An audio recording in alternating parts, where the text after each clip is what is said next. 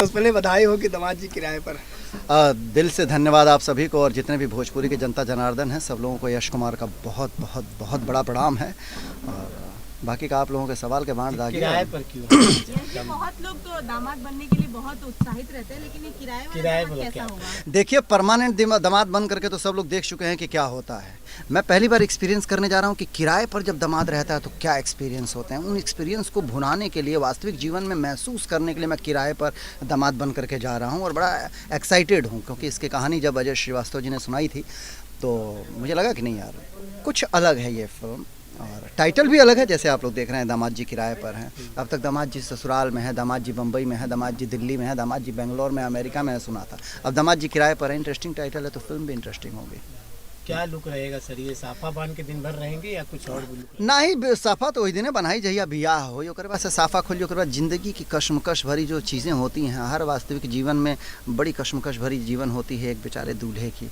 वैसे ही कुछ कश्मकश भरी ये फिल्म है जो देखेंगे तो मुझे लगता है कि हर आदमी इसे कहीं ना कहीं अपने दिल के अंदर इस कहानी को बिठाएगा, इस फिल्म को बिठाएगा, इस फिल्म के किरदारों को बिठाएगा, क्योंकि हर किरदार इसके बड़े एंटरटेनिंग है। सर इसमें केवल अभी एक ही नाम दिखाई दे रहा है, बाकी नाम क्या है? क्या रोज इसमें ऐड होंगे? कैसे होंगे? अब देखिए, ऐसा है कि अगर एक ही साथ पर्दे हटा दिए जाएं, सर्कस में जब आप जाते हैं तो सर्कस में सबसे पहले आपको एक जोकर दिखाई देता है जो इंटरटेन करता है। देखिए ये है ना जोकर, यश कुमार यहाँ पे। इसके बाद से उस थोड़ी देर जब वो इंटरटेन कर देते हैं तो फिर आपको उसमें एक शेर आता है जो इंटरटेन करता है, फिर हाथी आती है इंटरटेन करता है, कुत्ता इंटरटेन करता है। तरीके तरीके की चीज़ें आप लोगों के सामने आती जाती हैं। उसी तरीके से मेरे ख्याल से दामाद जी किराए पर है एक फिल्म है। एक के बाद एक पर्दा उठेगा तो एक्साइटमेंट दर्शकों का बनता रहेगा। स्टूडियो में आज हो रहा है, गाना रिकॉर्डिंग हो रहा है, सुना होगा आपने, कैसा है ये गाना? बड़ा मज़ेदार गाना है। जैसा कि उन्होंने बताया कि ये दहेज के ऊपर है, कि मतलब दहेज के लालच में मत पड़वा, ना तो कुंवारे एकदम रह जीवा, और फिर वह हाल होला जौन ना कहल चाहते नहीं मीडिया के सामने।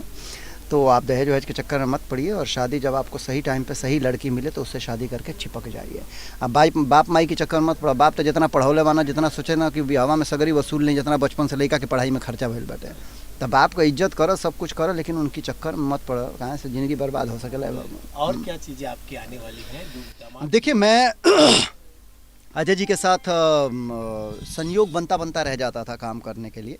मैंने परवरिश की उनके साथ में, बड़ा मज़ा आया। मुझे लगा कि यार एक बहुत ही परिपक्व निर्देशक के साथ मैं काम कर रहा हूँ, जिसको बहुत ज़्यादा नॉलेज है, डायरेक्शन का अच्छा नॉलेज है उनको, कॉन्सेप्ट का बहुत अच्छा नॉलेज है उनको, और उनकी टेकिंग बड़ी अच्छी होती है, लोगों से डिफरेंट होती है। तो परवरिश में काम करके मैं बहुत इम्प्रेस्ड हुआ उनसे, और मैं चाहूँगा कि ऐसे निर्देशकों के साथ मुझे हर फिल्म में काम करने का मौका मिले, क्योंकि जब आप एक तजुर्बे वाले लोगों के साथ काम करते हैं तो आपको सीखने का मौका मिलता है। तो परवरिश का एक जो सुखद अनुभव रहा उसको हम आगे भुनाने जा रहे हैं। दामाद जी किराए पर हैं, मुझे वो निर्देशक के रूप में अच्छे लगे, शायद मैं अभिनेता के रूप में उनको कहीं ना कहीं छुआ होऊंगा, ताकि उनकी दूसरी फिल्म में मैं उनके साथ काम कर रहा हूँ। दामाद जी किराए पर है। जो है सबसे बड़ा भार होता है पैसे का, प्रोड्यूसर के बारे में क्या कहेंगे सर? मैं सिर्फ किसी से भी कहना चाहूँगा, देखिए सबसे पहले तो हमारी फिल्मों का बेड़ा पार करने वाले जनता जनार्दन होते हैं। तो जनता जनार्दन से एक गुजारिश है, निवेदन है आप लोगों से, कि उन्होंने कहा कि सही बात है, वो ठाकुर की बहनों के पीछे कब तक भागेंगे, और ठाकुर कब तक अपनी बहन को बचाने के लिए और अपनी ज़मीन जायदाद को बचाने के लिए वही फाइट, वही लहंगा, वही चोली, वही ढोड़ी, इन सब चीज़ों से बाहर निकल करके अगर कोई कुछ अच्छा कोशिश करता है तो आप लोग उसको सराहिए, नहीं तो फिर भोजपुरी बंद हो जाएगी। फिर आप लोग कहेंगे कि हमारी जिस भाषा को 35 करोड़ लोग बोलते हैं, उस भाषा की फिल्में अगर करोड़ 2 करोड़ रुपए की रिकवरी नहीं कर पा रही, तो ये शर्मिंदगी निर्देशक और निर्माता की नहीं है, ये शर्मिंदगी है उस भाषा को बोलने वाले उन दर्शकों के जो यूट्यूब पे फिल्म को सर्च करते हैं। यूट्यूब से कमाई नहीं होती है मित्र, यूट्यूब से व्यूअर्स आते हैं, यूट्यूब से म्यूज़िक कंपनियां थोड़ा बहुत कमा लेती हैं, लेकिन वो निर्माता जो पैसा लगाता है अपने खून पसीने की कमाई को लगा करके आप लोगों के इंटरटेनमेंट के लिए, आप लोगों के मनोरंजन के लिए 6-8 महीने मेहनत करता है, अपना पैसा भी डालता है, वो कुछ नहीं पाता है, वो उसका रिजल्ट आता है ज़ीरो। तो ऐसे 10 निर्माता 20 निर्माता आएंगे, फिल्म बनाएंगे और वापस चले जाएंगे, हमारी भोजपुरी डूब जाएगी। सर उनको क्या कहेंगे जो बहुत बड़े बड़े बिल्डर बनते हैं, बहुत पैसा खर्च करते हैं, यूपी और बिहार में मॉल बनाते हैं, लेकिन सिनेमा हॉल नहीं बनाते हैं, क्यों? सर देखिए, मैं आपको यहाँ सिर्फ कोई भी इंसान जिसके पास पैसा है वो अपना पैसा बर्बाद करना नहीं चाहता है। मैं राज ठाकरे का, यहाँ के जो नेता है महाराष्ट्र के, उनको मैं हमेशा से उनका मैं कायल हूँ कि मराठी भाषा की फ़िल्मों के लिए उन्होंने फ़ाइट किया और मल्टीप्लेक्स वालों को एक हिदायत दे दी कि अगर हमारी मराठी फिल्मों को आप मल्टीप्लेक्स में जगह नहीं देंगे तो हमारे कार्यकर्ता तोड़ फोड़ करेंगे और आपके मल्टीप्लेक्स में हम फिल्में नहीं चलने देंगे। उन्होंने किस चीज़ के लड़ा?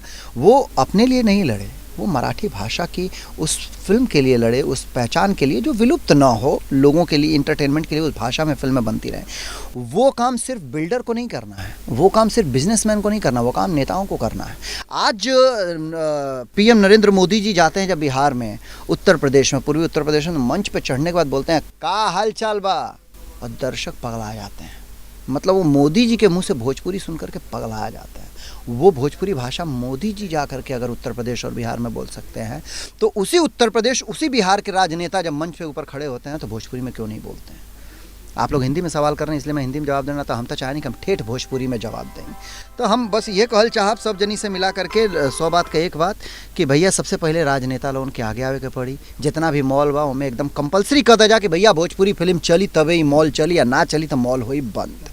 तो जिस दिन मल्टीप्लेक्स में इस तरीके की चीज़ें आ जाएंगी उस दिन मुझे लगता है कि भोजपुरी सिनेमा को फिर रोक नहीं पाएगा कोई, और बहुत जल्दी वो दौर आ जाएगा कि हम 20 करोड़ की फिल्म बना करके 50 करोड़ की रिकवरी कर सकते हैं। बहुत बहुत